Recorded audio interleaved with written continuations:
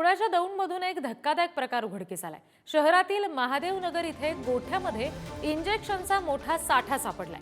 Oxytocin injection म्हशीला जास्त दूध यावं यासाठी दिलं जातं आणि हे दूध मानवी शरीरासाठी मात्र अतिशय हानिकारक असल्याचं सुद्धा म्हटलं गेलं। शिवाय म्हशींच्या आरोग्यासाठी सुद्धा हे इंजेक्शन हानिकारक आहे। पण जास्त नफा कमवायचा या नादात दूध व्यावसायिक या इंजेक्शनचा वापर म्हशींसाठी करतात। या दुधाच्या सेवनामुळे मुलांच्या शरीरातील हार्मोन्सवर विपरीत परिणाम होतो। शहरी भागामध्ये चारा कमी असतो, तसंच गेल्या काही वर्षात विविध कारणांमुळे ओला किंवा कोरडा दुष्काळ पडतोय। परिणामी चारा टंचाई आहे। चारा कमी म्हणून गुरं सुद्धा दूध कमी देतात। त्यातूनच त्यांच्या या हार्मोनचा वापर करून अधिक दूध मिळवण्यासाठी म्हशीला हे इंजेक्शन दिलं जात आहे।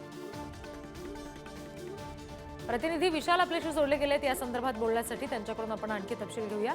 विशाल, खूप मोठा साठा जप्त करण्यात आलाय, काय कारवाई नेमकी करण्यात आली आहे आणि आता आणखी तपासणी याच दृष्टीने आणखी काही गोठ्यांमध्ये आणखी काही ठिकाणी केली जाणार आहे का?